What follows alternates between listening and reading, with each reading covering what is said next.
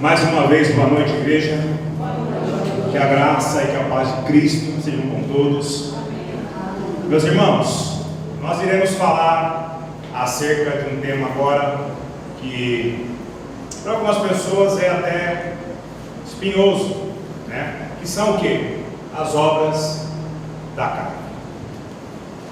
Por incrível que pareça, nós, apesar de salvos em Cristo Jesus, ainda lutamos muito contra a nossa carne, lutamos muito contra o nosso coração, e isso se manifesta de diversas maneiras, de diversas esferas da minha e da sua vida.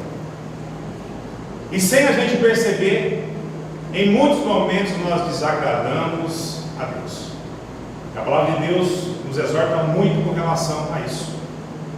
E hoje nós veremos acerca desse carinha que está escrito aqui em cima, que é o responsável por devastações assim absurdas dentro de famílias, dentro de relacionamentos, dentro da própria igreja de Cristo, que é o ciúmes. Abra sua Bíblia lá em 1 Coríntios, no capítulo 3. 1 Coríntios, capítulo 3, dos versos 1 até o verso de número 3.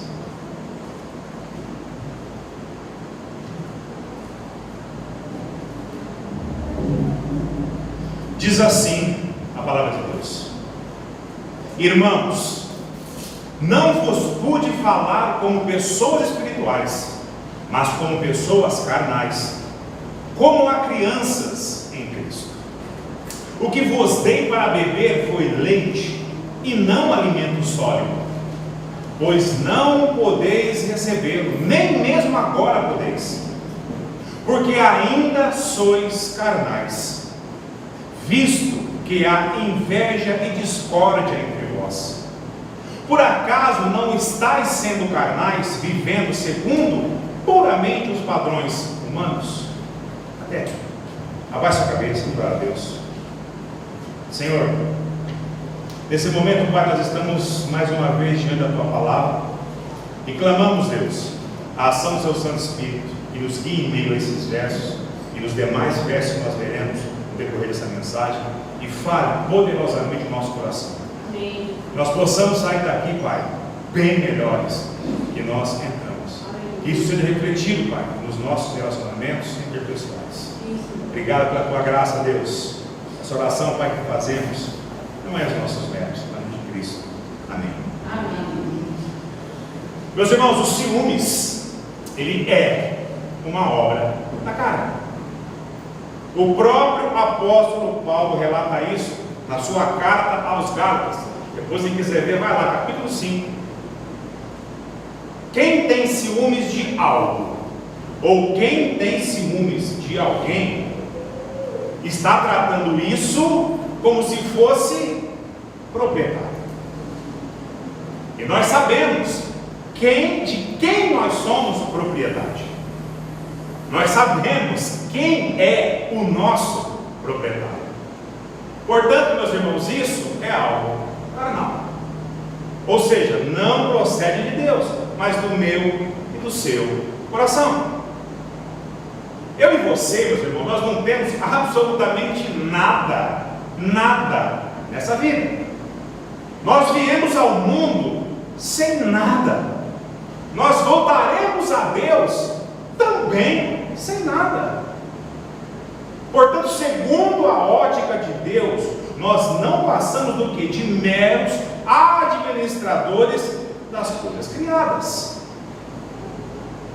E nós não temos o direito de tratar o outro como posse. Seja ele seu marido, sua esposa, filho, filha, neto, neta. A palavra usada para ciúmes aqui, no original que foi escrita, a expressão é zelo.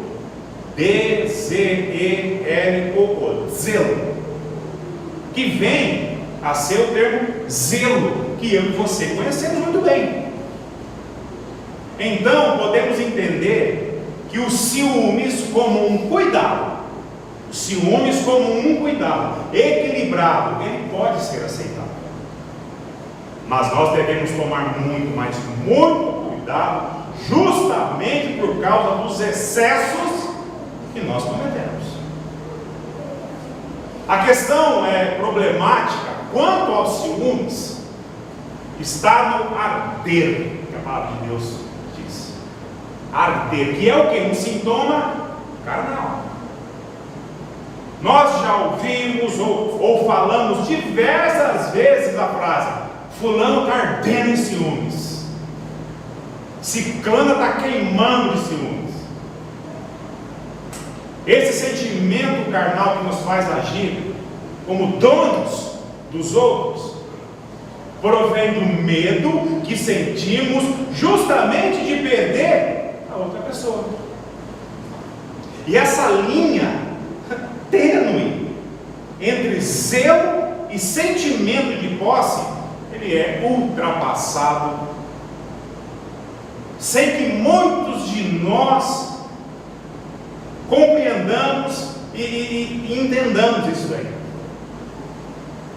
E não nos demos conta. Quando vê, pronto, já está instalado na cabeça. O mundo aí fora vai garantir, vai dizer que isso é válido na sua vida, pois expressa o tamanho do amor que sentimos pela outra pessoa. Mas o que a Bíblia diz sobre isso? Presta atenção, não precisa abrir não, que eu vou ler aqui. 1 João 4,18. No amor não há medo, pelo contrário, o perfeito amor elimina o medo, pois o medo implica castigo, e quem tem medo não está aperfeiçoado no amor. Ou seja, o verdadeiro amor não tem medo de perder, de forma alguma. O nosso problema nessa questão é não saber de fato o que é o amor. E fatalmente, invariavelmente, nós iremos confundir com o que? Paixão. Nós já aprendemos sobre isso aqui. A diferença entre paixão e amor. Como o mundo interpreta isso, e como nós, crentes em Cristo Jesus, devemos olhar para isso. Essa é a grande questão. O apóstolo Paulo nos ensina sobre essa diferença quando ele escreve a sua primeira carta aos crentes lá da igreja de Corinto, e lá no capítulo 13, presta atenção aqui, dos versos 4 a 7, muito famoso, isso aqui já foi cantado, virou poesia. O amor é o que? Paciente. O amor é benigno, não é invejoso, não se vangloria, não se orgulha, não se porta com indecência, não busca os próprios interesses, não se enfurece, não guarda ressentimento do mal, não se alegra com a injustiça, mas congratula-se com a verdade. Tudo sofre, tudo crê, tudo espera, tudo suporta. O amor jamais é vencido. Isso é amor. Isso aqui é amor. Amor sacrificial. Um amor que está acima sobre toda e qualquer circunstância. Um amor que nos ensina como devemos amar o outro, mesmo que o outro seja a última pessoa que nós desejamos amar naquele momento. O amor, ele não aprisiona. O amor, ele não escraviza. O amor não subjuga o outro. Mas a paixão, sim, a paixão tem esse poder. A paixão tem esse poder. Uma paixão sendo tratada com ares, com ares de amor, é uma das coisas mais degradantes que um ser humano pode vivenciar. E em nome dessa paixão disfarçada de amor, as pessoas cometem atos impensados que só vai aumentar a dor, o sofrimento, com resultados muitas vezes catastróficos na vida das partes envolvidas. A paixão carnal, meus irmãos, trata o outro como posse, e não sabe esperar, Por isso, uma das características de uma pessoa que está apaixonada é o ciúmes doentio. Não estou generalizando, ok? Tem pessoas que são mais comedidas, mas invariavelmente na minha e na sua vida isso é uma obra da carne. Ciúmes doentio. Já o amor é totalmente diferente. Começa às vezes pequeno como uma sementinha e vai crescendo, vai se desenvolvendo, amadurecendo a cada dia. Todo e qualquer relacionamento, seja com algo ou com alguém, tem início onde? Na paixão.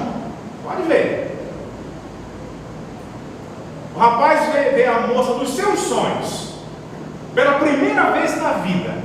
Ele não sabe nada sobre ela. Nada. Não sabe sobre o seu caráter, não sabe sobre a sua índole, não sabe nada do seu testemunho, não sabe sobre o que ela gosta, o que não gosta, sabe menos ainda sobre a família dela, o trabalho que faz, enfim, ele não sabe nada sobre ela.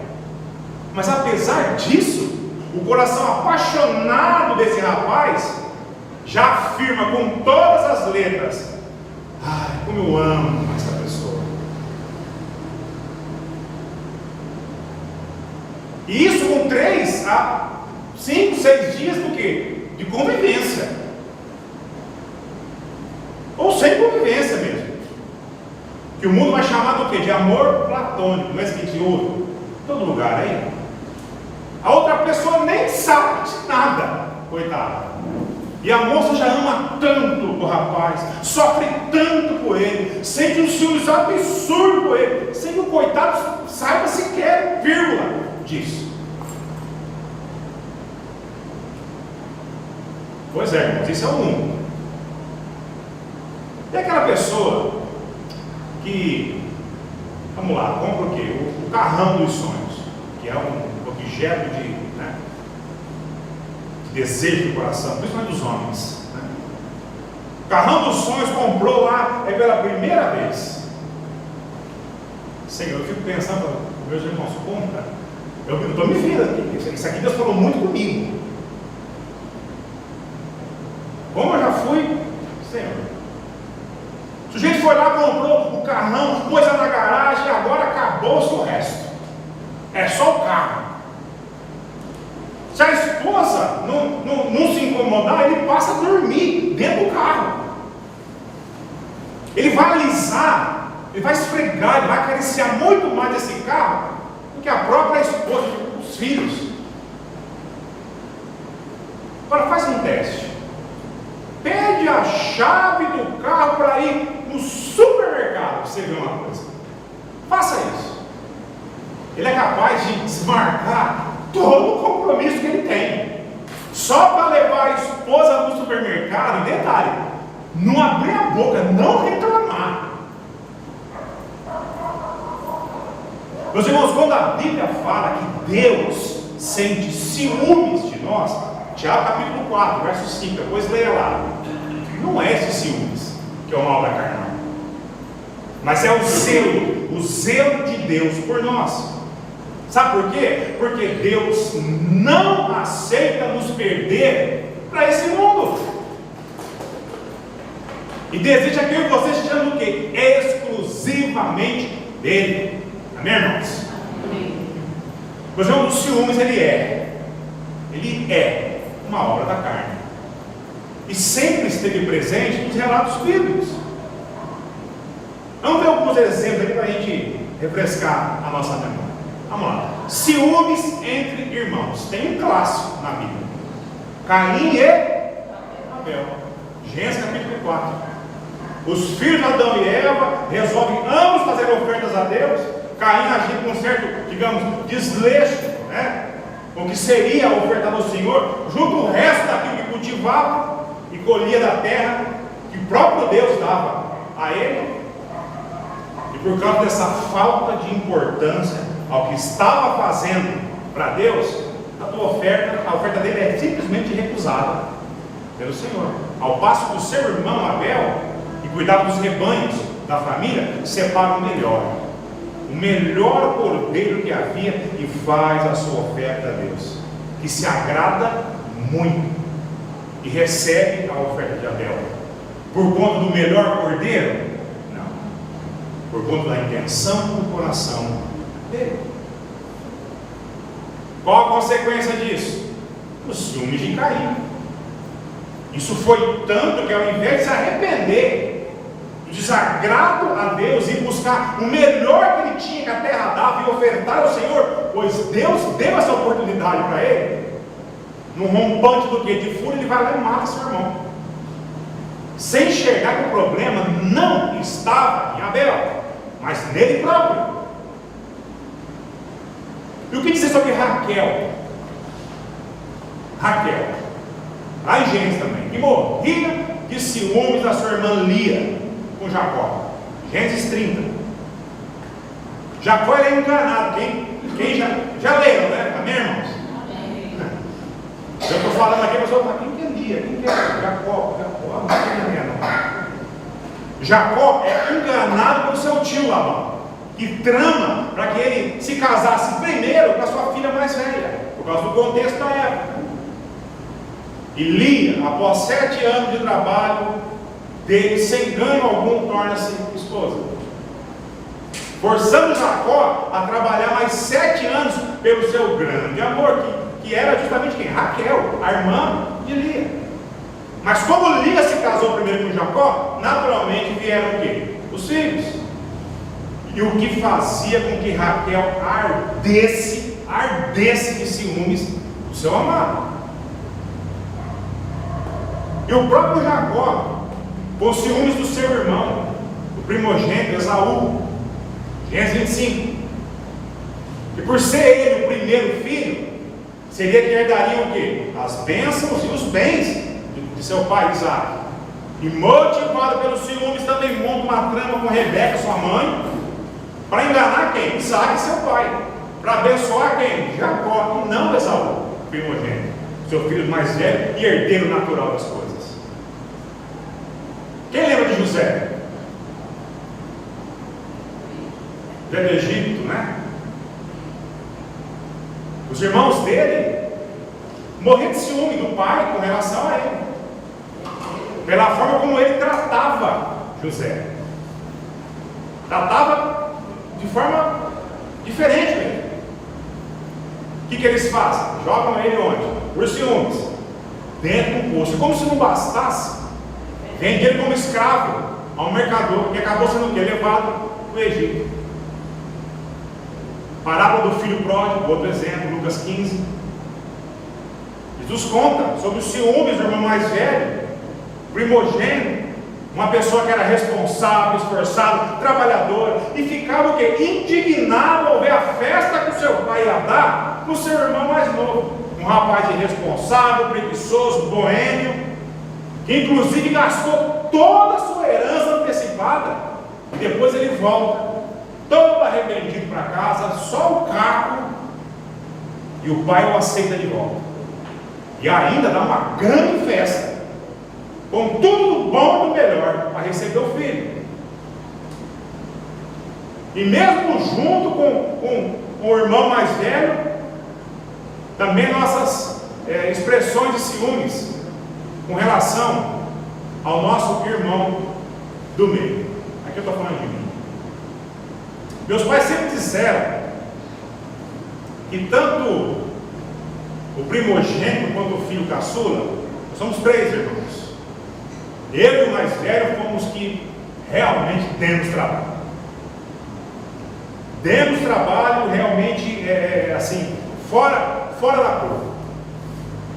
E o filho do meio sempre foi o que? O mais equilibrado, o mais tranquilo, o filho que mais respeitava e obedecia. Nós ouvimos muito isso. E tanto eu quanto meu irmão mais velho sempre falamos a respeito disso, quando a família se reunia, né? Sempre num tom de brincadeira, num tom de deboche, mas que no fundo, e principalmente quando nós éramos jovens, isso refletia um certo ciúme no nosso coração. Olha, uma situação assim, corriqueira de família, mas o ciúme estava lá. A Bíblia também fala de ciúme entre marido e mulher, homem e mulher. Quando o homem tinha ciúmes da mulher, o que no contexto bíblico ele fazia? Ele abandonava ela. Mas quando a lei de Deus foi estabelecida, o Senhor ordenou que foi feito o quê? Um sacrifício pela mulher. Todo ciúmes, por desconfiança, sei lá. Deus falou, então faça um sacrifício pela sua esposa e beba dessa água purificada que eu vos dou. E se nesse caso você não sentisse nenhum mal, a esposa seria absolvida. Aí Números 5, depois leia lá. E a lição que nós podemos tirar, meus irmãos, nesse texto aqui de Números, e nos demais, que todas as questões devem ser entregues a Deus e tratadas, não lá fora, não ouvindo o conselho de ímpio, ser entregues ao Senhor, mas ouvir Deus falar com você, estando na presença dEle. Já pensou, pensa comigo, se as crises de ciúmes com os casais hoje em dia pudessem ser resolvidas de forma prática como Deus estabelece lá atrás? Está com ciúmes? Está. Oferece o sacrifício a Deus, pela esposa, pelo marido, um pouco de água purificada. E se a esposa ou o marido não passasse mal com a água, significaria que estava tudo em paz, tudo bem, que não havia motivo nenhum para sustentar aqueles ciúmes. Meus irmãos, quantos e quantos casamentos podiam ser restaurados, quantas e quantas tragédias poderiam ser evitadas? Sabe onde está o problema? É que distantes de Deus, como a maioria hoje em dia está, será que se essa água fizesse mal, nós como igreja agiríamos como Cristo determinou? Será que nós ainda amaríamos a outra pessoa ao ponto de passar por cima desse fato e liberar perdão mediante um arrependimento sincero? A gente conseguiria? Muito, mas muito diferentemente, nós ficaríamos à vontade, nós faríamos a vontade de Deus, da sua totalidade. E Deus sabe disso. Deus sabe. Por isso que Ele deu quem? Cristo. Meus irmãos, Deus, Ele sabe o que faz. E a lição que podemos tirar desse texto aqui e nos demais é que essas questões devem ser entregues e tratadas na presença de Deus, à luz do Evangelho de Cristo. Pois toda e qualquer forma de lidar com isso, longe de Deus, não se engane, mais problemas. A Bíblia também fala, olha que interessante, ciúme sobre uma liderança. Uma liderança. Ciúme de Josué com Moisés. Ouve isso.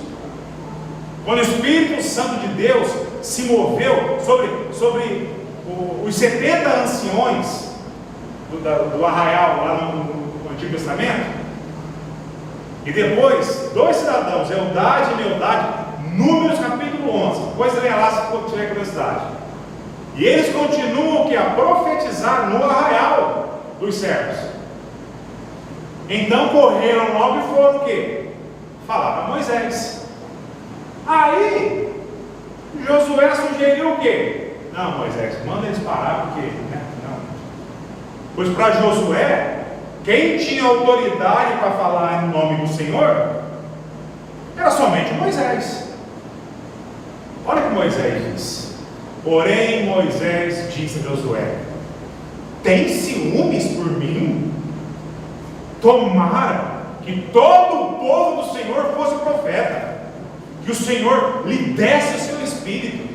Essa foi a resposta que Josué levou. Meus irmãos, esse tipo de ciúmes aqui dentro da igreja é muito mais comum do que você imaginamos. Os pastores em igrejas espalhadas por todo lugar aí tratam de questões relacionadas a isso. Você ficaria surpreso com as motivações. Tem gente por aí que fica enciumado com o irmão, porque o irmão está servindo a Deus em algum ministério da igreja, e na opinião dele, lógico, esse irmão não está servindo, digamos, bem demais. Sabe? Nossa, a irmã da portaria lá recebe os outros parecendo que aqueles líderes de escoteiros, sabe? Dando risada a todo mundo, se arreganhando, fazendo festa demais. Onde já se viu um negócio desse? Isso acontece, irmãos. Ah, fulano agora é cantor. É cantor. Agora ele vai servir a Deus no grupo de louvor da igreja. É mole? Até esses dias ele cuidava do quê? Da limpeza do salão. Agora vai cantar lá na frente. Vê se tem cabimento um negócio desse. A gente ouve isso. Ah, eu estou muito triste, pastor. Na assembleia passada, ele acatou e propôs à igreja que aceitasse a proposta daquele fulaninho lá. Onde já se viu um negócio desse? Ao invés de dar ouvido a pessoas sensatas, fica atrás desse tipo de gente aí que acha que sabe tudo.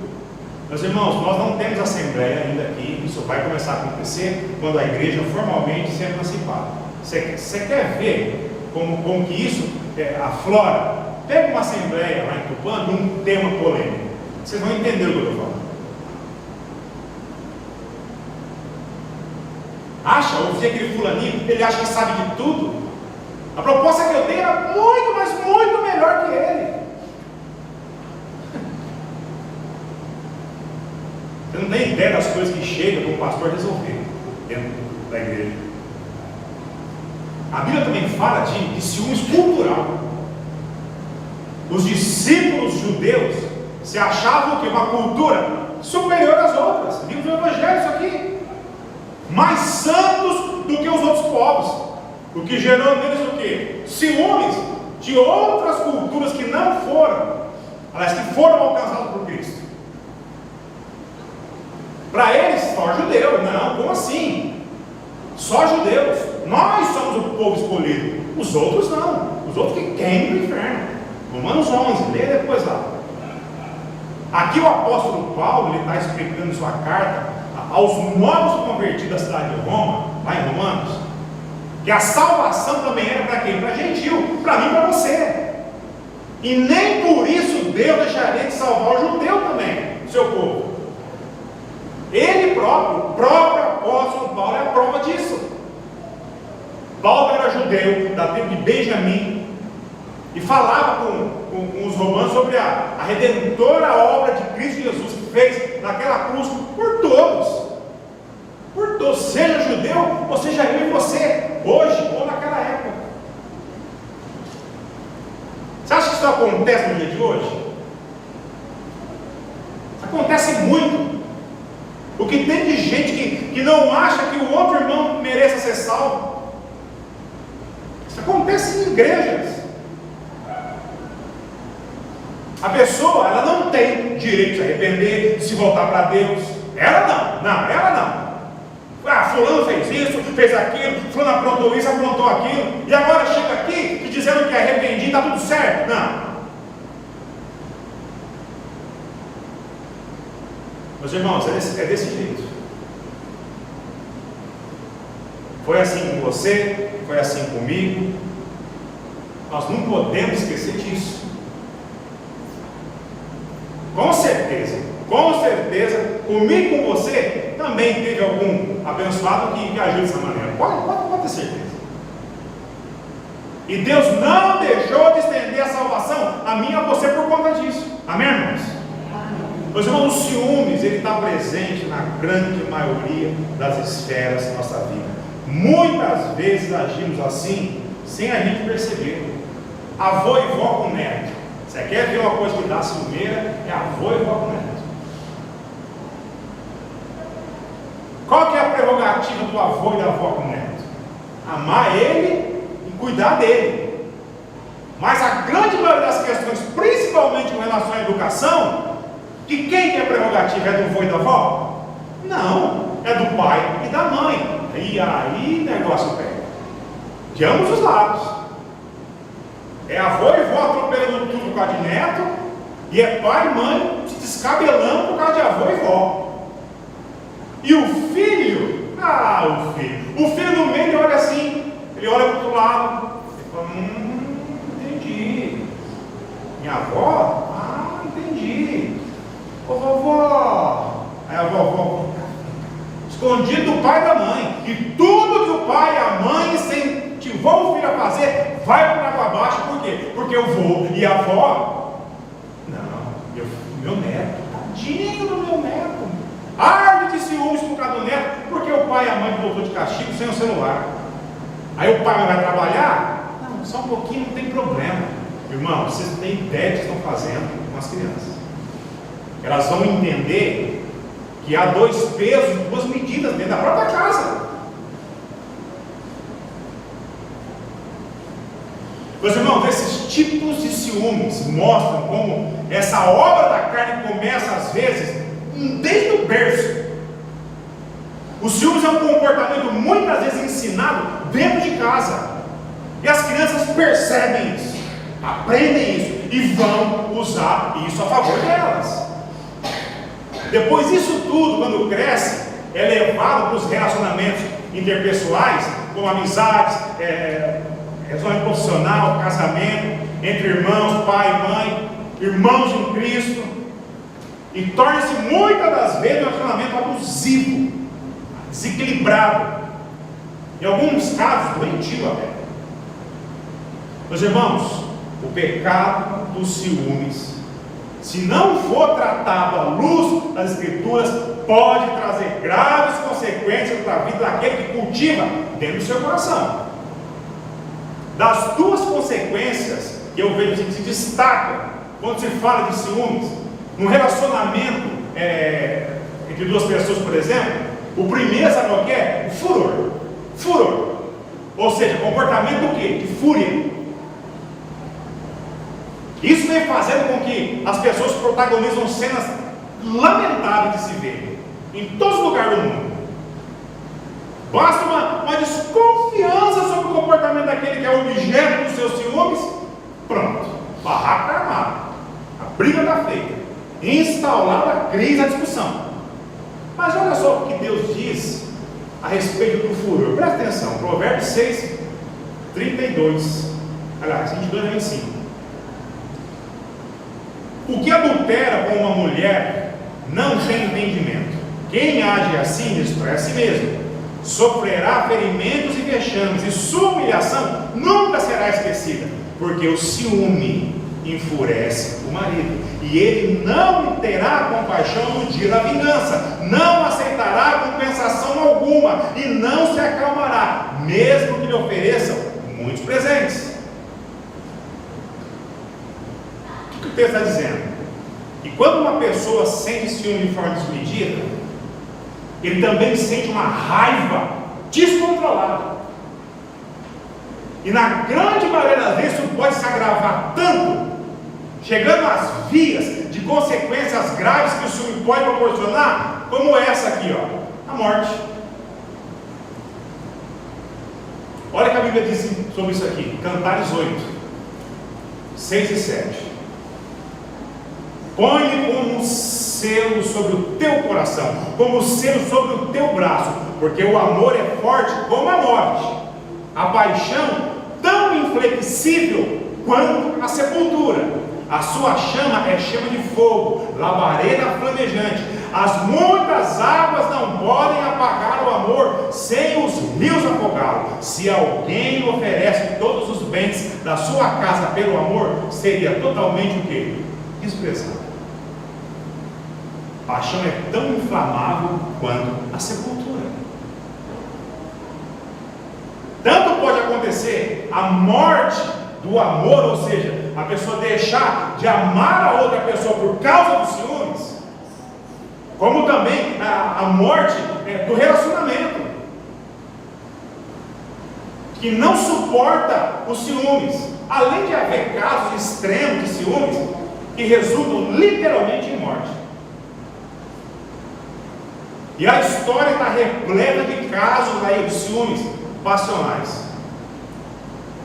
Ao se afunilar aí no decorrer dos fatos, desperta o que na pessoa? O furor daquele que se sente o quê? Dono de quem? Do outro. Eu sou dono dele. Não. É aquilo. A maioria das vezes acaba tirando, ele mesmo acaba tirando a própria vida do outro, daquele que é o objeto da sua paixão desmedida. E pasmem, ao invés de se arrepender, a pessoa vai e se mata também. Liga a sua TV daqueles telejornaizinhos sensacionalistas que passa aí, ó, a parte da tarde para a noite. Parece que não tem outro assunto, a não ser crise de ordem, o quê? Passional. Liga lá para você ver. A obra da carne, os ciúmes, é um desvio de comportamento tão normal em meio à nossa sociedade, que as pessoas se acostumaram, toleram, até fomentam isso. Você vê isso em propaganda de produto. Ah, não, eu sou assim mesmo. Eu sou chata, eu sou pegajosa, eu sou grudento, eu sou sufocante. Mas é porque eu amo demais. Isso para muitos aí fora soa lindo. Nossa, que bonitinho. E passa a ideia que para se ter um amor de verdade, tem que ser com toda essa intensidade. Que apesar dela ser o quê? Negativa, vem-se uma ideia que é o quê? De verdade, verdadeira. Não, realmente ele ama mesmo. Olha o que ele fez pelo outro. Esfaqueou 4 no baile porque por causa da mulher. Isso é exemplo de amor. Meus irmãos, essa é mais uma estratégia do inimigo para confundir a cabeça do homem. Isso não está presente só no seio desse mundo, não. Infelizmente, se faz muito presente dentro da própria igreja de Cristo. Pessoas que se dizem crentes em Cristo, mas que ainda vivem segundo o padrão do mundo, tendo as percepções todas obscurecidas. Sabe por quê? Por aquele que em hipótese alguma quer que você se renda ao verdadeiro amor. O amor que foi demonstrado ali, ó, aquela cruz por mim e por você. Isso apesar de mim e de você.